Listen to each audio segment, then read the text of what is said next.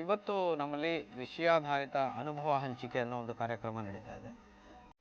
ಮುಖ್ಯವಾಗಿ ನಾವು ಪ್ರತಿ ವರ್ಷ ಒಂದು ವಿಷಯದ ಮೇಲೆ ಮಕ್ಕಳು ಸುಮಾರು 3 ರಿಂದ 4 ತಿಂಗಳ ಕಾಲ ಪ್ರತಿ ವಾರ 3 ಗಂಟೆಯ ಅವಧಿಯ ತರಬೇತಿ ಅಥವಾ ಅಧ್ಯಯನ ನಡೀತಾ ಇರುತ್ತೆ. ಆ ಅಧ್ಯಯನದಲ್ಲಿ ಅವರ ಕಲಿತದ್ದನ್ನು ಇವತ್ತು ಹಂಚ್ಕೊಳ್ಳುವಂಥ ಒಂದು ಪ್ರಕ್ರಿಯೆ. ಇದು ಪಠ್ಯದ ಹೊರತಾಗಿ ನಡೆಯುವಂಥ ಒಂದು ಚಟುವಟಿಕೆ. ಪಠ್ಯದಲ್ಲಿರೋ ವಿಷಯಗಳು ಇರಬಹುದು, ಅದಕ್ಕಿಂತ ಹೆಚ್ಚಿನ ವಿಷಯಗಳನ್ನು ಆಳವಾಗಿ ಕಲೀಲಿಕ್ಕೆ ಒಂದು ವಿಷಯಾಧಾರಿತ ಕಲಿಕೆ ಅನ್ನೋ ಒಂದು ಅಂಶವನ್ನು ಇಟ್ಕೊಂಡಿದ್ದೀವಿ. ಈ ಬಾರಿಯ ವಿಷಯ ಬೆಳಕು ಅಂತ ಹೇಳಿ. ಈಗ 10 ವರ್ಷಗಳಲ್ಲಿ ನಾವು ಬೇರೆ ಬೇರೆ ವಿಷಯಗಳು, ಆಹಾರ ಇರ್ಬೋದು, ಹಣ, ಬಿದಿರು, ಮನೆ, ಈ ಥರ ಬೇರೆ ಬೇರೆ ವಿಷಯಗಳನ್ನು ಮುಟ್ಟಿದ್ದೀವಿ.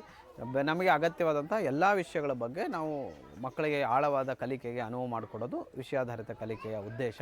ಇದರಲ್ಲಿ 5ನೇ ತರಗತಿಯಿಂದ 10ನೇ ತರಗತಿಯ ವಯಸ್ಸು ಅಂದರೆ 10 ವರ್ಷದಿಂದ 15 ವರ್ಷದ ಒಳಗಿನ ಎಲ್ಲ ಮಕ್ಕಳು ಒಂದೊಂದು ತಂಡಗಳಾಗಿ, ಒಂದೊಂದು ತಂಡದಲ್ಲಿ ಬೇರೆ ಬೇರೆ ವಯಸ್ಸಿನ ಮಕ್ಕಳು ಒಟ್ಟಿಗೆ ಸೇರಿ ಕಲಿಯುವಂಥದ್ದು ಒಂದು ಇಂಟರ್ ಏಜ್ ಗ್ರೂಪ್ ಲರ್ನಿಂಗ್ ಅಂತ ಸಾಮಾನ್ಯವಾಗಿ ನಾವು ಇದನ್ನು ಶಿಕ್ಷಣಶಾಸ್ತ್ರದಲ್ಲಿ ಹೇಳ್ತೀವಿ. ಆ ಮೂಲಕ ಪರಸ್ಪರ ಕಲಿಕೆಗೆ ಅನುವಾಗುತ್ತೆ. ಇದರಲ್ಲಿ ಮಕ್ಕಳು ಅನುಭವಾತ್ಮಕ ಕಲಿಕೆಗೆ ಅಗತ್ಯವಾದಂತಹ ಬೇರೆ ಬೇರೆ ಪ್ರಯೋಗಗಳನ್ನು ಮಾಡ್ತಾರೆ, ಬೇರೆ ಬೇರೆ ಕ್ಷೇತ್ರ ಭೇಟಿಗಳನ್ನು ಮಾಡಿರ್ತಾರೆ. ಅವುಗಳ ಮೂಲಕ ಇವರೇನು ಕಲಿತಿದ್ರು ಅದನ್ನು ಇವತ್ತು ಎಲ್ಲರ ಮುಂದೆ ಪ್ರಸ್ತುತಪಡಿಸ್ತಾ ಇದ್ದಾರೆ. ಇವತ್ತು 8 ತಂಡಗಳು ತಮ್ಮ ಅನುಭವನ ಹಂಚ್ಕೋತಾ ಇದ್ದಾರೆ. ಅಲ್ಲಿ ಬೆಳಕು ಹೇಗೆ ಉಗಮ ಆಯಿತು, ಮೊದಲು ಸೂರ್ಯ ಹೇಗೆ ಹುಟ್ಟುತ್ತಾ ಅನ್ನೋದರಿಂದ ಹಿಡಿದು ಈಗ ಏನು ಕೃತಕ ಬೆಳಕುಗಳಿದೆ LED-ವರೆಗೂ ಮಕ್ಕಳು ಕೆಲಸ ಮಾಡಿದ್ದಾರೆ. ಅಥವಾ ಬೆಳಕಿನ ಉಪಯೋಗಗಳ ಮೂಲಕ ತೊಗೊಂಡ್ರೆ ಲೇಸರ್ ಏನಕ್ಕೆ ಬಳಸ್ತಾ ಇದ್ದಾರೆ, ಅಥವಾ ಕ್ಯಾಮ್ರಾಗಳು ಹೇಗೆ ಕೆಲಸ ಮಾಡುತ್ತೆ ಅನ್ನೋದಿರ್ಬೋದು, ಅಥವಾ ಒಂದು ರಂಗದಲ್ಲಿ ಬೆಳಕಿನ ಉಪಯೋಗ ಹೇಗೆ, ರಂಗಪ್ರಕಾಶ ಅಂತೀವಿ, ಅದು ಹೇಗೆ ಅನ್ನೋದಿರ್ಬೋದು. ಈ ರೀತಿ ಬೇರೆ ಬೇರೆ ಆಯಾಮಗಳು. ಮತ್ತು ಇಡೀ ಜೀವಸಂಕುಲಕ್ಕೆ ಬೆಳಕಿನ ಅಗತ್ಯ. ಗಿಡ ಬೆಳೀಲಿಕ್ಕಿರ್ಬೋದು, ಮನುಷ್ಯ ಬದುಕಕ್ಕಿರ್ಬೋದು, ಅದು ಹೇಗೆ ಆಗುವಂಥ ಒಂದು ಜೀವಶಾಸ್ತ್ರೀಯ ಅಂತನ್ಬೋದು, ಅದರ ಪ್ರಕ್ರಿಯೆ ಏನು, ಅದರಲ್ಲಾಗುವಂಥ ರಾಸಾಯನಿಕ ಪ್ರಕ್ರಿಯೆ ಏನು, ಇವುಗಳ ಬಗ್ಗೆ ಕಲಿತಾ ಹೋಗ್ತಾರೆ. ಅಂದರೆ ಇದೊಂದು ಅಂತರ್ಶಿಸ್ತೀಯ ಕಲಿಕೆ. ಬೇರೆ ಬೇರೆ ವಿಷಯಗಳನ್ನು ಒಟ್ಟಾಗಿ ಬೆಳಕು ಅನ್ನೋದ್ರ ಮೇಲೆ ಕಲಿತಿದ್ದಾರೆ. ಇದು ಪ್ರತಿ ವರ್ಷ ನಡೆಯುವಂಥ ಒಂದು ನಮ್ಮ ಪದ್ಧತಿಯಲ್ಲಿ ನಡೆಯುವಂಥ ಒಂದು ಪ್ರಕ್ರಿಯೆ.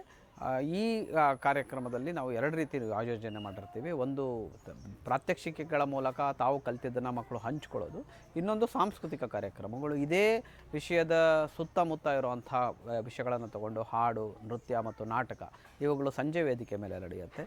ಈ ಇಡೀ ಪ್ರಕ್ರಿಯೆಯಲ್ಲಿ ಬೆಳಕಿನ ವಿಷಯ ಅಷ್ಟೇ ಅಲ್ಲದೆ ಮಕ್ಕಳು ಒಂದು ತಂಡವಾಗಿ ಕೆಲಸ ಮಾಡೋದನ್ನು ಕಲಿತಾರೆ.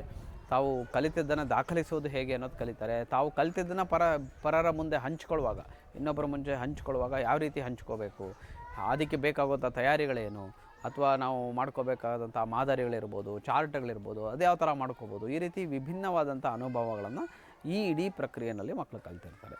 ಇದು ನಮ್ಮ ಅಭಿಲಾಷೆಯ ಮತ್ತು ಹೆಮ್ಮೆಯ ಒಂದು ಕಾರ್ಯಕ್ರಮ ಅಂತ ಹೇಳ್ಬೋದು. ನಮಸ್ಕಾರ.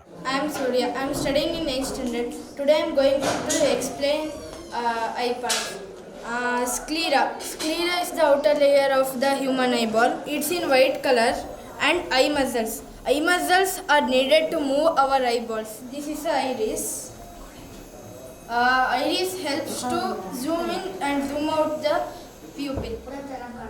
ಇದು ಹೋಗಿ ಮತ್ತೆ ಇಲ್ಲಿ ಮುಚ್ಚಿದಾಗ ನಮಗೆ ಇಲ್ಲಿ ಕಾಣಿಸುತ್ತೆ, ಇದನ್ನ ತೆಗೆದಾಗ ನಮಗೆ ಮುಖ ಕಾಣಿಸುತ್ತೆ. ಈ 2 ಮುಚ್ಚಿದಾಗ ನಮಗೆ ಚಿಟ್ಟೆ ಥರ ಕಾಣಿಸುತ್ತೆ, ಇದನ್ನು ತೆಗೆದಾಗ